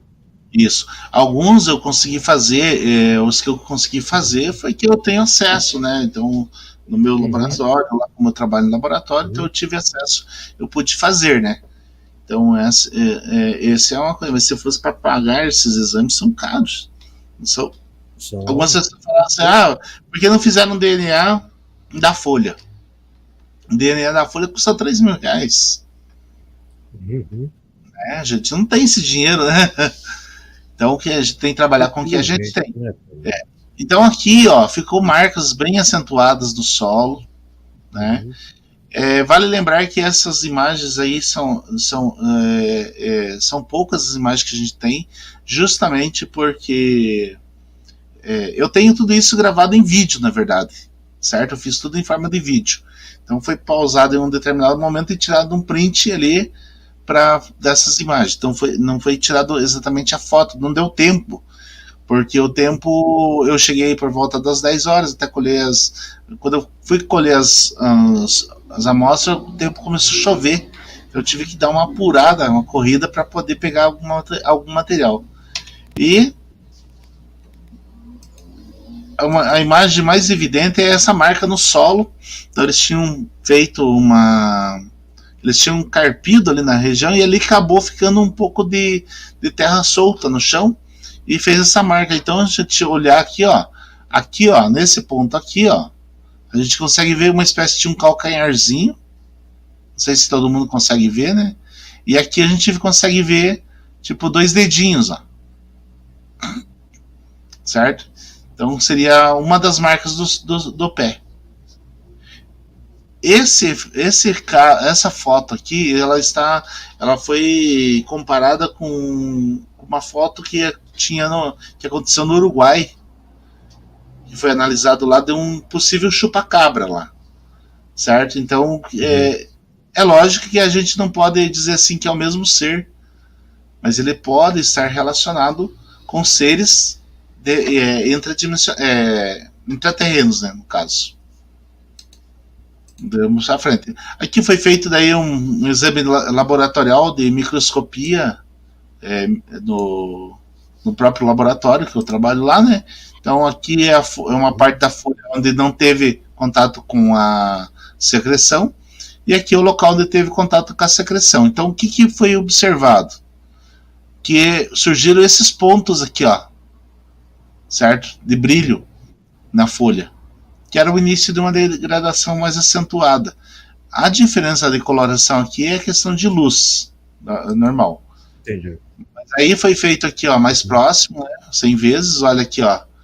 Uhum. Então isso aqui, ele emitiu uma luz, tipo como se ele estivesse refletindo uma fosforescência. Aqui à noite daí veio o professor Paulo e o professor Jefferson, eles se deslocaram para cá, onde eles deram continuidade na segunda parte da investigação, né, onde foi feita aí a parte de aplicação de técnicas que são usadas junto à NASA, junto à Área 51, junto ao Pentágono, de pessoas que têm algum tipo de situação, né. Então o Jefferson fez esta aplicação dessas técnicas. O Jefferson ele faz parte da equipe de pesquisa juntamente com o Paulo, e foi feito esse desenho através de uma técnica, e a mulher, quando ela viu esse desenho, ela confirmou que seria e começou a chorar. Isso a gente tem gravado em vídeo, né? Entendi. Então esse foi supostamente o ser que ela viu, né? E o mais surpreendente foi que no dia seguinte, no mesmo horário, ela viu novamente os seres no mesmo local, só que dessa vez eram 2 seres. Era um maior e outro menor. Então, depois ela disse que ela gritou com eles, assustou eles e eles foram embora. E ela também fugiu. E aqui nós temos os resultados das análises, né? Que foi feita uma análise por fluorescência. E dentro dessas análises, o que ficou comprovado, por exemplo, que deu de resultados que a gente observou de diferença mesmo, foi o silício, onde nós tivemos aqui, essa aqui é a amostra onde o ser estava presente, e essa onde o ser tinha a gota, e esta é a área onde o ser pulou, né, o muro lá. Então o silício ficou parecido, mas quando entra na área lá onde o ser pulou, tinha 24%. Então, quer dizer, diminuiu de uma forma consideravelmente. Então, este resultado é o que a gente quer fazer. A gente pegou outra amostra do local agora, quase 2 meses depois, né? E a gente vai fazer novamente o ensaio, só que a gente não conseguiu fazer ainda devido à ausência lá do equipamento que está em manutenção, né? Então, enquanto eles não terminarem a manutenção, não temos nitrogênio para fazer o ensaio lá. E o cálcio também, que 42%, e o normal seria 1,6% a 2%. Então o cálcio aumentou e a sílica diminuiu. Só que os demais materiais, eles ficaram inalterados, ficaram meio na mesma proporção. Então, o que chamou a atenção? Cálcio. Bom, cálcio poderiam ter derramado lá um saco de cal naquele local lá e deu essa alteração. Mas e o silício? O silício é a areia, né? O terreno é o mesmo terreno. Veja como é que deu essa diferença grande. Então, isso é uma coisa assim que a gente está analisando, né? Então, é importante a gente prestar bastante atenção que nem tudo que a gente vê realmente é verdade, né? O que a gente quer ver. Exatamente. Por exemplo, essa foto aqui, uma das situações também que a gente faz é uma análise de fotos e tal, que a gente tem que aprender a fazer meio de tudo, né? Você tem que saber o que você está fazendo. Essa foto aqui chamou atenção porque eu acabei achando essa foto no Facebook e a pessoa publicando lá dizendo que era uma nave que estava abduzindo, né? E na verdade essa foto é minha, pessoal, né? E eu tinha usado essa foto para mostrar justamente como é fácil as pessoas criarem situações. Então ali pode ver aqui, olha, é a mesma imagem daqui, ó, só que foi ampliada. É a sombra de uma lâmpada, que é uma lâmpada que fez uma sombra no forro, e aqui eu estava trabalhando. Outra situação legal é esse pontinho aqui, né, verdinho, que muita gente diz, olha, eu vi um orbe. Então eu vou mostrar para vocês quando é um orbe e quando não é um orbe. Aqui nós temos mais umas 2 fotos aqui também. Vale lembrar que essas 2 fotos, a próxima foto, são fotos que saíram em revistas como fotos verdadeiras. Então aqui, ó, se a gente observar, é o sol emitindo raios, né, na rua. Eu conheço a rua, a casa da pessoa é aqui do lado, e aqui está a região de Uvaranas, era a nascente do sol. A pessoa fez aqui uma foto de manhã cedo, né, e pareceu um disco voador. Essa foto foi enviada para uma revista e ela foi publicada como verdadeira, e ela não é um fake news. Esta foto aqui é o que originou mais tarde o ET Bilu. Então essa aí o cara fez um boneco, ele tem esse boneco até o dia de hoje, ele trabalha na universidade inclusive, e eles fizeram uma aposta com grupos ali, dizendo assim que a revista não investigava as fotos que recebia. E eles falaram que não, eles fizeram uma aposta, e o cara fez essa foto e mandou para a revista, e a revista publicou na época essa foto aí, né? Então outra foto também foi essa aqui, que é o deslocamento de um OVNI, né? Então aqui foi uma sequência de fotos que foram tiradas, né? Então o cara tinha lá a forminha limpadinha, né? Ele jogava a forminha para cima e fizeram as fotos, fizeram as 5 fotos e apareceu um deslocamento de um objeto, né? Ficou como se fosse um objeto voador não identificado. Então também uma foto fake. Esta imagem é bastante interessante. Essa imagem é um print de um vídeo onde nos primeiros 2 segundos a gente tem uma série de relâmpagos. A gente vê muito esses casos acontecerem, às vezes, aquela concentração de raios, de relâmpagos que acontecem em uma pequena nuvem. Então, geralmente, está relacionado com esse fenômeno aí. E o que chama atenção aqui é que aqui, nos primeiros 2 segundos, a gente consegue identificar o que está acontecendo. Aí está tendo uma guerra intergaláctica. Ou seja, são naves de caóticos, confederação e outros tipos de seres que estão de forma invisível, né? Vale lembrar que a gente não enxerga tudo, né? Nós enxergamos só as cores do arco-íris, que são 7 graus que estão bem acima, mas nós temos 173 graus que nós não enxergamos, que estão nas nossas laterais. Você pega um transferidor, por exemplo, que ele tem 180 graus, então você tem todo o aro dele aqui, ó, certo? Mas a gente só enxerga o que está aqui em cima, o que está nas laterais a gente não enxerga. Então isso é importante frisar. Então nessa imagem eu fiz uma avaliação, né? E aqui, olha, dá para a gente ver perfeitamente a presença de uma nave, né? Então essa nave é identificada como uma TR, uma das TRs. Então são naves terrestres. São naves terrestres, não são e não são extraterrestres. E geralmente elas fazem o acompanhamento. Então aqui, ó, dá pra gente observar que aqui tem um discoide aqui, ó. Bem nesse ponto tem um disco voador. E aqui em cima a gente tem uma outra navezinha aqui, ó.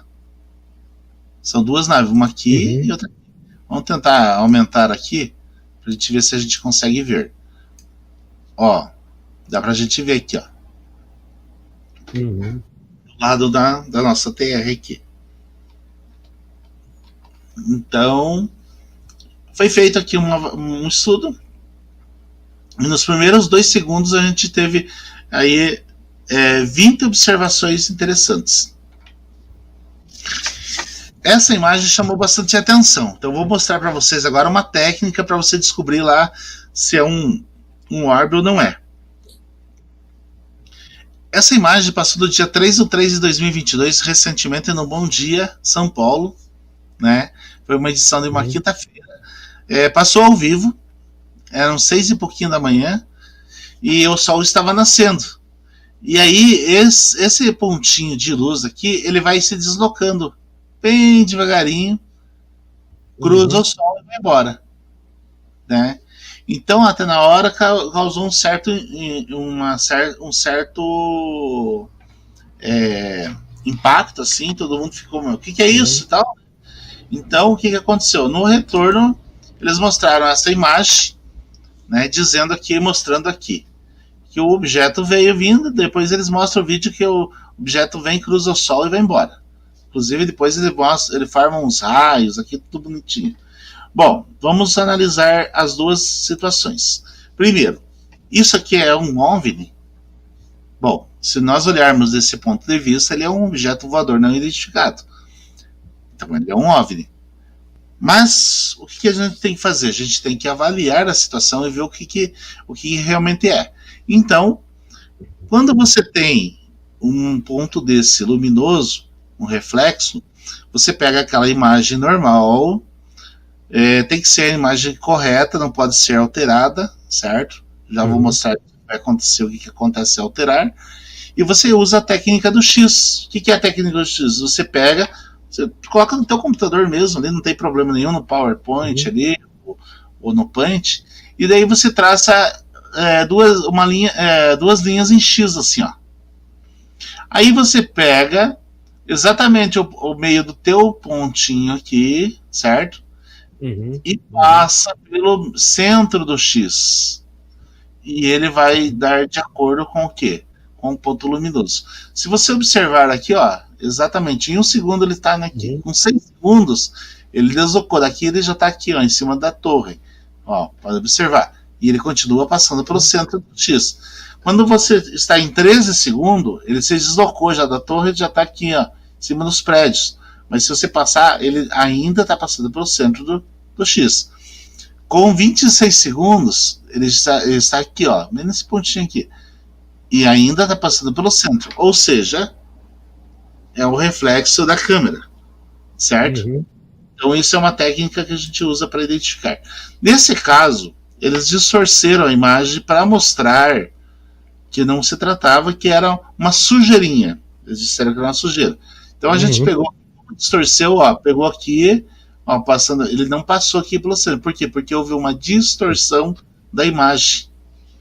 Entendi. E aí muitas pessoas às vezes acabam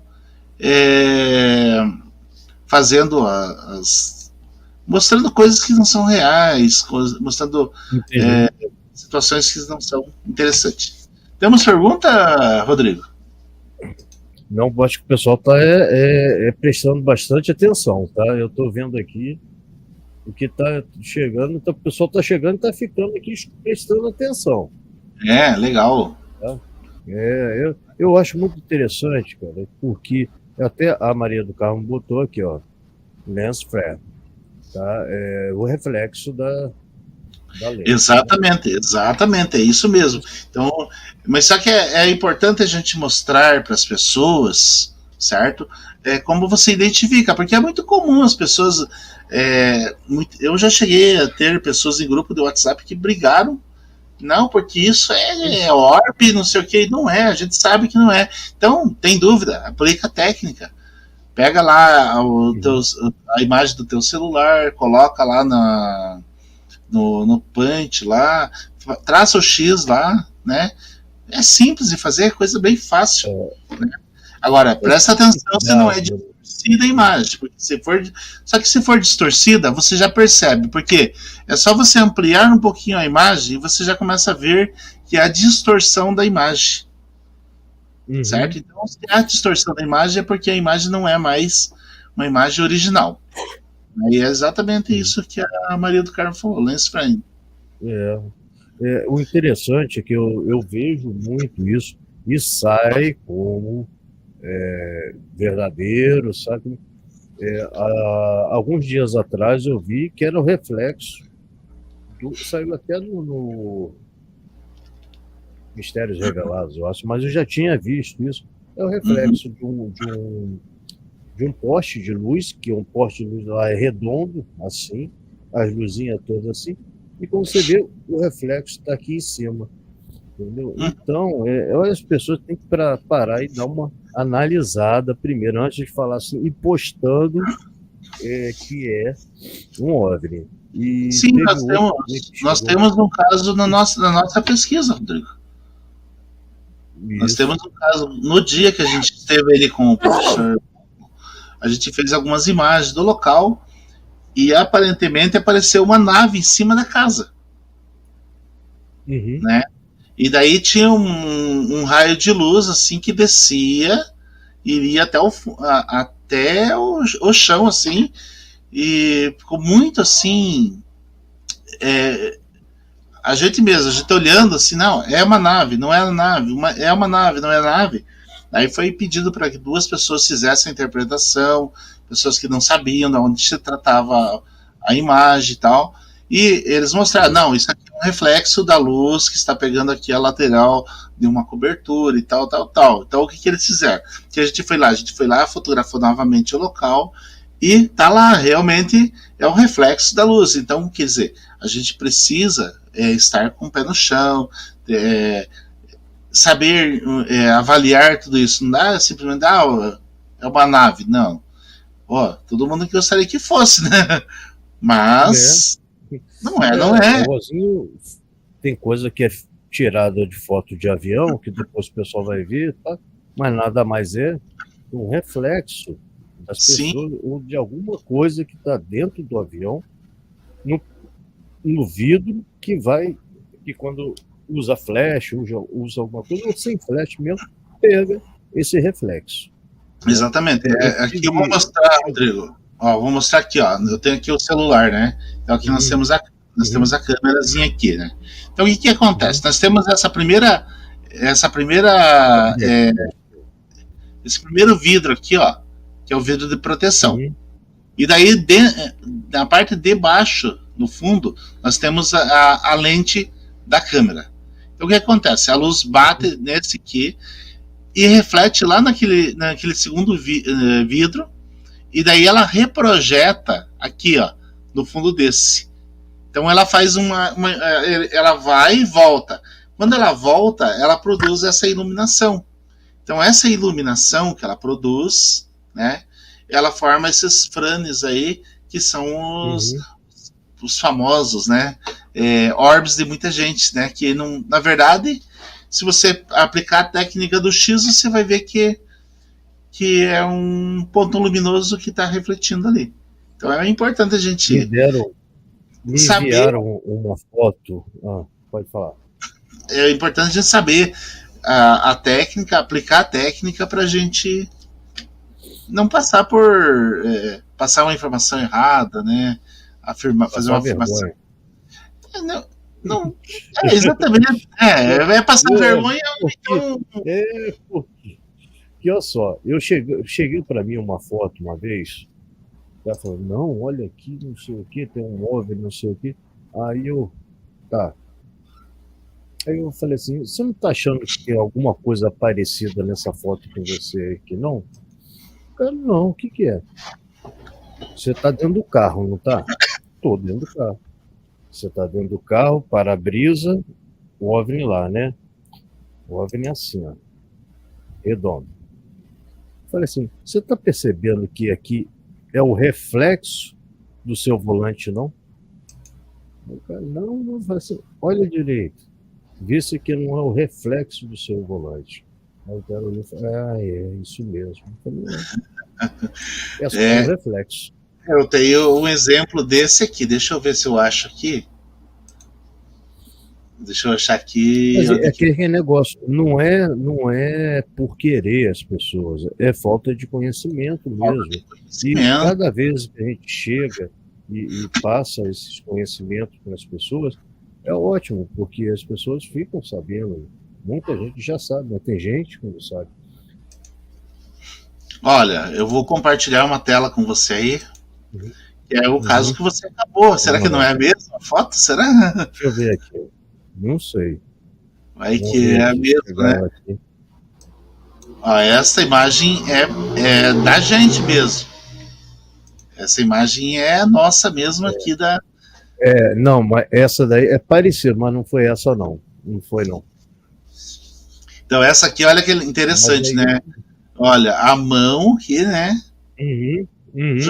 A mão jogando um raio de energia, né? Raio de luz, ó. Muito interessante.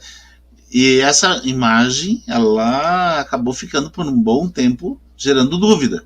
Só que aí, a partir do momento que muitas pessoas olharam, nossa, mas como, não sei o que e tal, é muito esquisito, não sei o que e tal, né?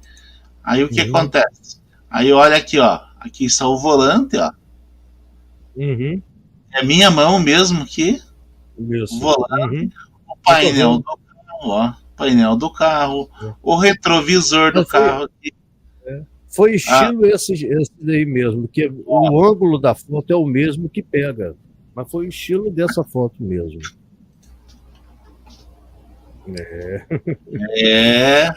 Deixa eu ver aqui, eu acho que eu tenho mais umas aqui que são interessantes. Olha, por exemplo, aqui, ó.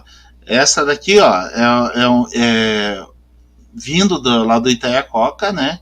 Aqui era um antigo lixão da cidade.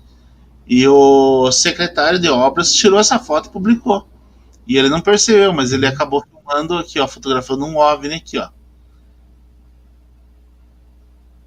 Então, esse aqui é um OVNI. Né? Não tem reflexo aqui. Diferente desse aqui, ó. Pontinho aqui embaixo, ó. Essa foto também aqui, ó. Olha, pontinho verde aqui, ó. Ó. Deixa eu ver se tem mais aqui. Outra citação, ó. Essa foto é a mesma, só que foi distorcida. Entendi.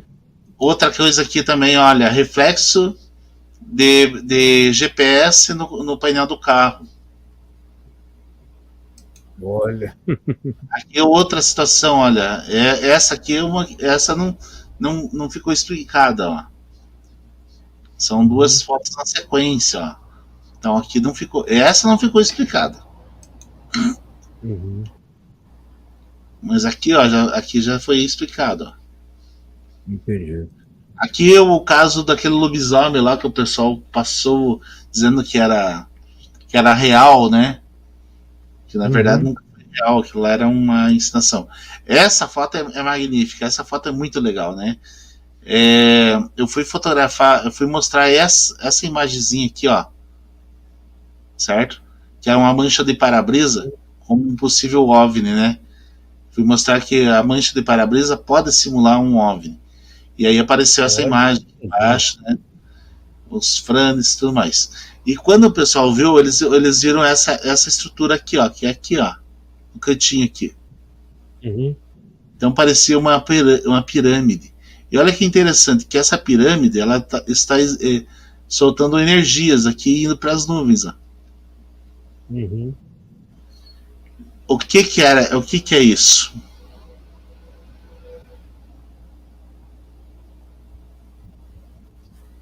Tem ideia?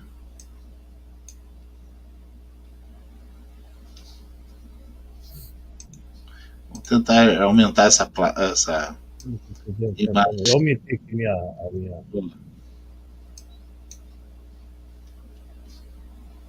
Aqui é a estrada. Isso daqui é coisa dentro do carro.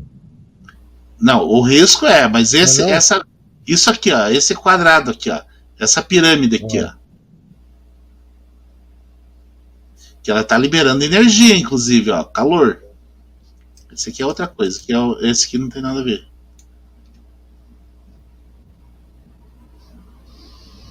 Agora vamos analisar aqui juntos, ó. Estão vendo aqui ó, a estrada? Tem uma cerca aqui, ó, não tem? Uhum. Percebe que a cerca está para lá do objeto?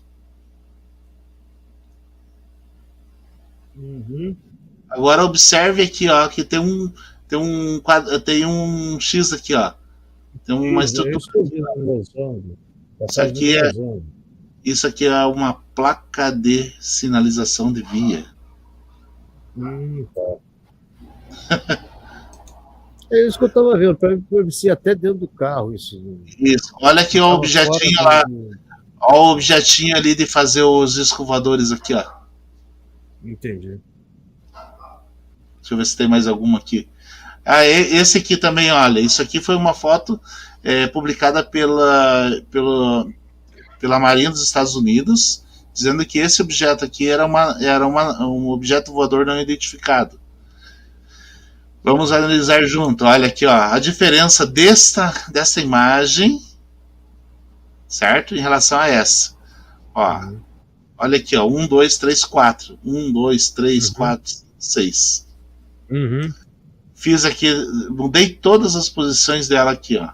Então é uma imagem falsa. Outra coisa que judia de todo mundo é isso aqui, ó, câmera infravermelho. Câmera infravermelho também mostra coisas que não são reais.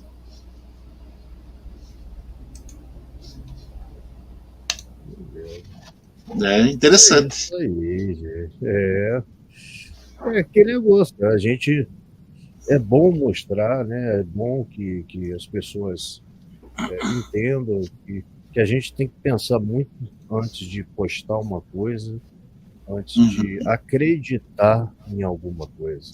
Né? E com certeza. Eu tenho uma pergunta que eu esqueci de falar, mas eu lembrei agora. Eu estava vendo aqui, eu fiquei extremamente chateado quando eu vi a reportagem na televisão, se eu não me engano, foi. Não vou citar a emissora, não, mas acho que as pessoas veem como que a mídia trata. Primeiro, eu vou fazer uma pergunta: como que você vê o papel da mídia assim, perante a ufologia? O que você acha que eu fiquei extremamente triste?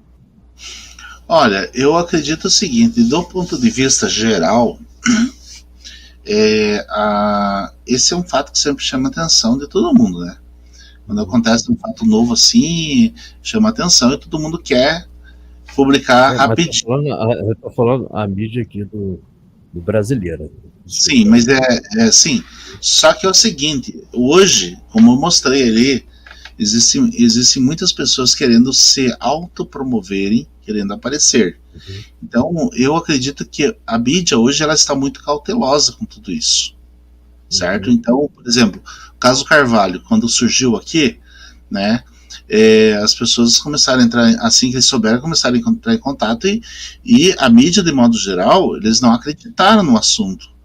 Eles queriam ver coisas mais palpáveis, mais realistas. Daí o que acontece? Eu chamei, peguei pro pessoal e falei, olha, eu tenho aqui as informações, olha, tá aqui, ó. Só que é o seguinte, eu quero que vocês não publiquem isso, porque se vocês publicarem isso, vocês vão estar causando problema para as pessoas envolvidas, claro. certo? Então, a gente vê hoje a gente vê uma mídia muito mais responsável do que no passado, com relação às informações que são prestadas. Porque, vamos imaginar assim, o caso Carvalho, se eu quisesse aparecer, de modo geral, era um prato cheio para que eu chegasse e falasse o caso, já, olha, está resolvido, já é isso. Passasse, trouxesse a informação ali, já afirmando o que seria o caso. Eu chamaria a atenção naquele momento, né? Mas talvez fosse um caso que ficasse ali, né? Então o que a gente preferiu? Pés no chão, com ética, com responsabilidade, fazendo a pesquisa correta, e a partir do momento que a gente já tinha um resultado satisfatório, a gente apresentou para a mídia, e se a mídia quiser fazer o papel dela, faz. Tanto que existe hoje um canal de televisão que está trabalhando no Brasil inteiro essa manchete. Então eu já recebi aí, de norte a sul do Brasil, publicações que foram no ar em separados em diferentes pontos do Brasil. Então essa mídia está fazendo, e está fazendo de uma forma muito responsável, até por sinal, certo? Diferente, por exemplo, uma parte de uma mídia que eu vejo que trata o assunto como palhaçada, vamos dizer assim. Sim, na verdade, isso é uma coisa muito chata, né? Porque leva ao ridículo o trabalho do ufólogo, do pesquisador. Sim. Né? E leva ao ridículo mesmo, né? Sim, exatamente. E é por isso que cada vez mais a ufologia às vezes fica desacreditada. E é importante, aqui que a gente fala, o momento é esse, o importante, o trabalho da mídia, mostrar trabalhos sérios, mostrar coisas sérias, o que a gente perde tempo, dinheiro, perde trabalho, pesquisas, entendeu? Às vezes, como eu disse no começo, às vezes a gente pode chegar numa coisa satisfatória, mas às vezes não. Mas foi feita uma pesquisa. Esse fato aqui, Rodrigo, quando a gente teve o fato, aconteceu no dia 11, né? A gente segurou o caso até dia 20. Então, o que a gente fez? Fez todas as avaliações necessárias, as pesquisas necessárias até o dia 20.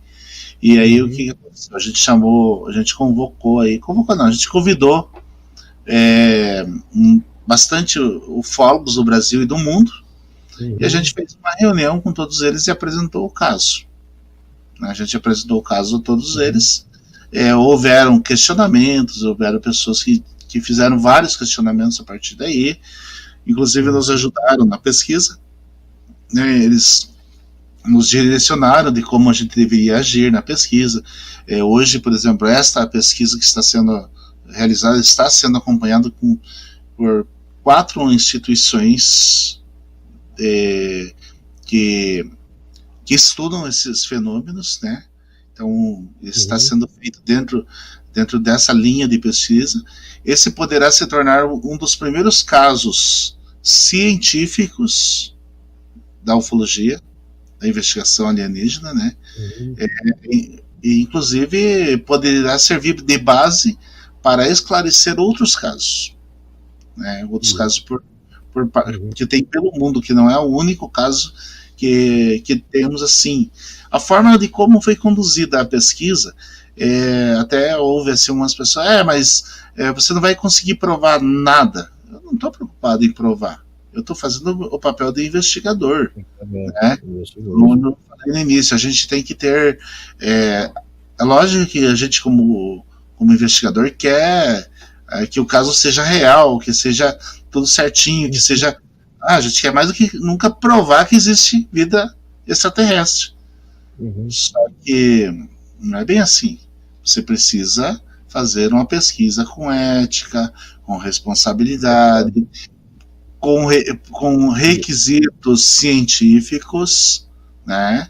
E lá na frente você vai apresentar os resultados, né? Se lá na frente provar, a pesquisa apontar que não houve nenhuma atividade alienígena naquele local, certo? Foi isso que a pesquisa fez. é sinal que o teu trabalho foi feito de uma forma muito clara. Exatamente. Então, o fato de você estar à frente de um trabalho e não conseguir provar, não quer dizer que você foi incompetente, quer dizer que você fez uma pesquisa tão qualificada que comprovou que não se tratava daqueles assuntos. Entende? E é isso que muita gente não entende muitas vezes. Né? Então, as pessoas precisam entender uma coisa: o ufólogo, o investigador de atividades alienígenas, que eu prefiro falar dessa forma, ele não tem que ter a preocupação de comprovar algo. Ele tem que ter a preocupação de fazer uma pesquisa correta, certo? Embasado na seriedade. Por exemplo, se a gente quisesse transformar esse caso, por exemplo, em fato real, incontestável, teria meios para isso. Entendi. Certo? Mas aí onde que estaria a minha questão ética, a minha questão pessoal, o meu lado? Por exemplo, chegar e dizer assim: olha, eu vou ter que comprovar o fato. Não, eu não preciso comprovar o fato. Eu preciso analisar os fatos e apresentar as evidências. Se as pessoas entenderem que as evidências que eu apresentei comprovam a situação, não precisamos fazer mais nada. Nós fizemos o nosso trabalho bem interessante. Ó, uma observação que o Rubão está fazendo. Rubão chegou aí, boa noite, Rubão. Ele já fez 2 lives com a gente está vendo mais uma para fazer mais algumas lives. A preservação das testemunhas é o grande diferencial da pesquisa ali que eu estou fazendo. Por quê? Pelo fato da gente estar preservando as testemunhas, a gente as pessoas não estão sendo exploradas, certo? E isso é o diferencial. Então, quer dizer, a hora que eu preciso das testemunhas, eu vou lá, converso com elas, eu tiro as informações que eu preciso, busco as informações que eu preciso, né? Se tivesse partido para uma segunda situação, talvez a pesquisa não estivesse nesse rumo que está hoje. Então, por isso que é importante. A preservação da testemunha, no caso, é muito grande, muito importante. E quando a gente fala da mídia, geralmente a mídia quer as testemunhas, né? Porque ela quer comprovar o fato meio que imediatamente, né? Eles não estão errados, eles não estão errados, né? Mas eles estão fazendo o papel deles. E, na verdade, todo mundo pensa em audiência hoje, né? É claro. Mas... fazer o quê? A gente faz o nosso trabalho. E a mídia hoje está bastante responsável, bastante criteriosa com relação a isso.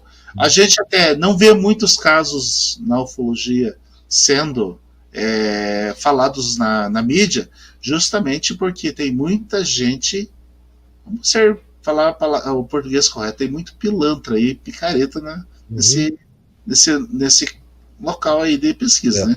Então, o que acontece? Como existe esses picaretas, muitas vezes acabam atrapalhando o trabalho de quem pesquisa pessoas honestas. Honestamente, pesquisa com seriedade e tudo mais, né? Bom, se eu vou conseguir comprovar o fato ou não, isso é o que menos interessa no momento. O interessante é que eu estou fazendo uma pesquisa baseada em critérios científicos e que, se ela apontar um resultado diferente daquilo que se espera, é o resultado que ela vai apontar. Eu não estou preocupado em esconder esse resultado. Essa é a grande lógica. Mas uma coisa eu tenho certeza, vai ser uma pesquisa boa. Já está sendo, que já está no final, já está em 90% já. Então, já fez muito bem feito. Tá? Você está de parabéns. Tá? É o que eu falo sempre às pessoas. Às vezes, a gente tem que ver a intenção da pessoa, do pesquisador. Qual é a intenção?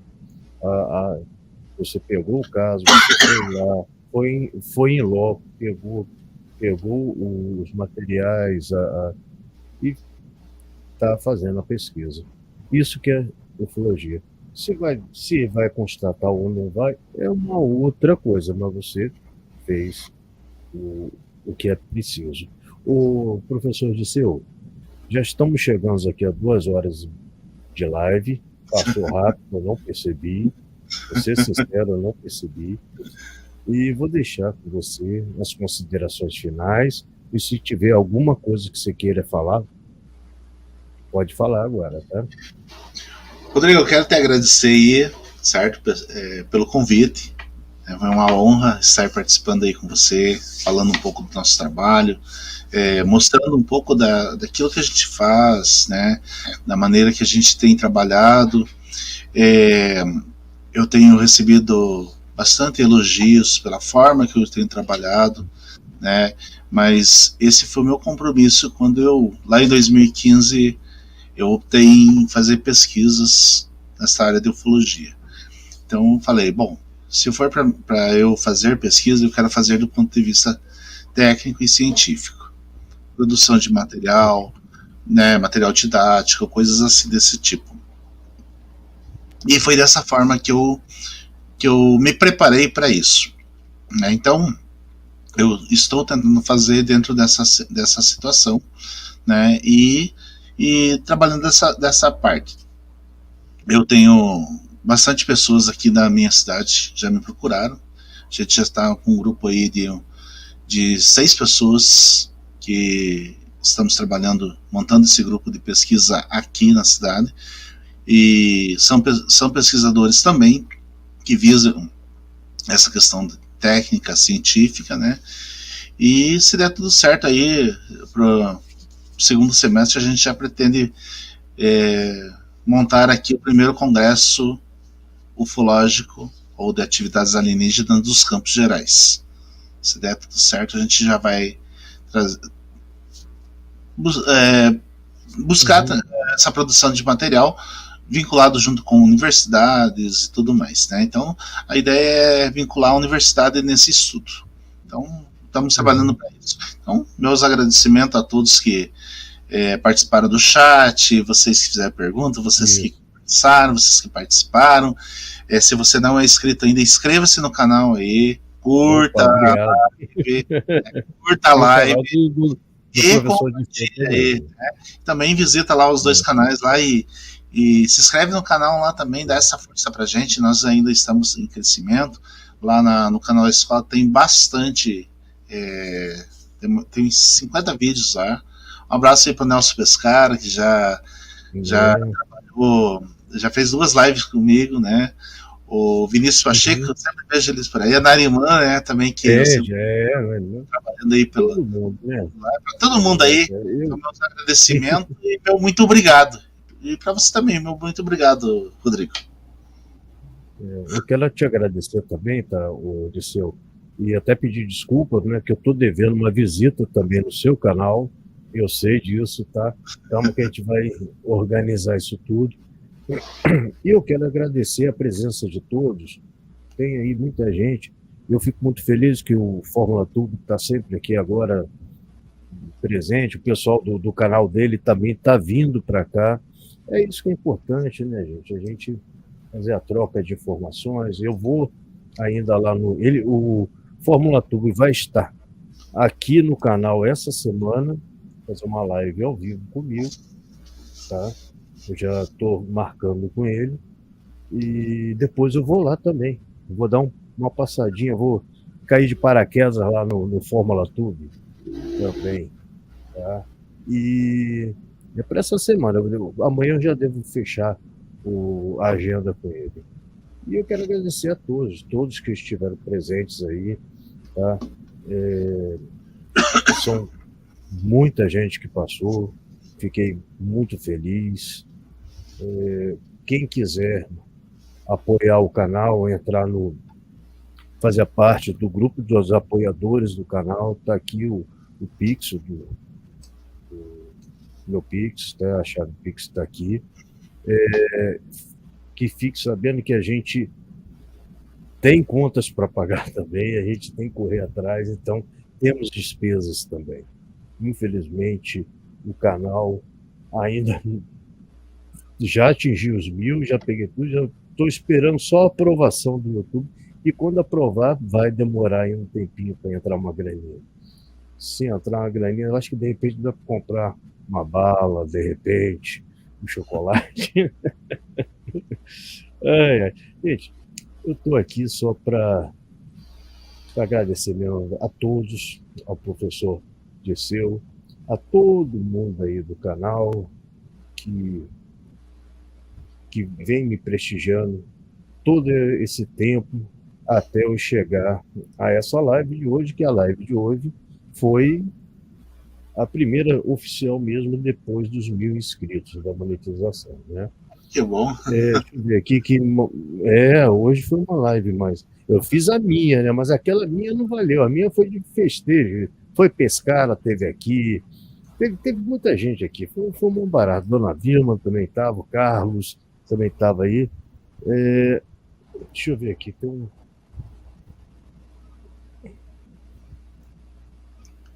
bastante gente ali. Não, eu estou vendo aqui a Nehirmã. Eu vou falar aqui, tá, Nehirmã? Nehirmã botou assim: o pessoal do chat ficou com peninha de mim e não fizeram perguntas. Nehirmã mandando para mim. Nehirmã, obrigado por você estar aí me ajudando. A Maria do Carmo também me ajudando aqui bastante. Está aqui, tá? Essa honra. Deixa eu só dar despedida do pessoal, gente, porque já estamos com 2 horas de live. Muito obrigado, Rubão. Muito obrigado. Um dia eu quero conversar com você sobre o Live Vagina também, tá? Aqui, ó, Caldeirão de Mistérios. Dona Vilma não decide se vai no Caldeirão de Mistérios ou se entra aqui pelo Caçadora de Ovos. Aí ela entra pelos ovos, acho que ela está querendo fazer propaganda. Obrigado, tá, Clóvis. Um abraço aí a todos. Gente, é isso aí. Vamos ficar por aqui. Se deixar, eu fico despedindo até amanhã aqui, pessoal. Você não sabe como que eu gosto de fazer uma live aqui. E o Nelson Pescara sempre foi na horazinha certinha dele que ele vai descansar. Mas mesmo assim, eu fico muito feliz do Nelson Pescara ter participado aqui da live. Ele fica quietinho, sempre olhando. Ele até com medo de eu chamar ele aqui ao vivo de novo pro canal. Se deixasse da última vez, a gente ia ficar umas 4 horas aqui. E fica, né? Ele é bem gente boa. Ó, pessoal, gente, nós tivemos lá 10 inscritos no nosso canal da escola. É mesmo? Que legal, cara. Eu fico feliz. O pessoal que tá aí pode ir lá se inscrever no canal da escola, no canal da Ministério. O link está aqui embaixo na descrição. Tá bom. Eu me inscrevi hoje também, ao vivo aqui. Legal. No seu canal, eu não conhecia o seu canal pessoal, né? Então é um canal novo, na verdade. E nós estamos aí. A gente está vendo aí o que a gente vai fazer nele. A ideia desse canal é fazer um canal de entretenimento com diversidades, né? Envolvendo tudo que tanto parte de ufologia, tanto parte de mistérios, parte de investigação, enfim, fazer um mix bem legal, inclusive a parte artística também. Cara. É isso aí. Eu também tô. Gente, foi bom falar nisso. Agora vocês aguentam aí. Deixa eu só botar aqui. Deixa eu fazer minha propaganda também, né? Porque vocês não conhecem. E eu estou começando agora um outro canal. Só mostrar para vocês aqui. De tutoriais, tá? Dicas de tutoriais. Essa daqui, ó, gente. Ó, para quem não é inscrito, vai lá.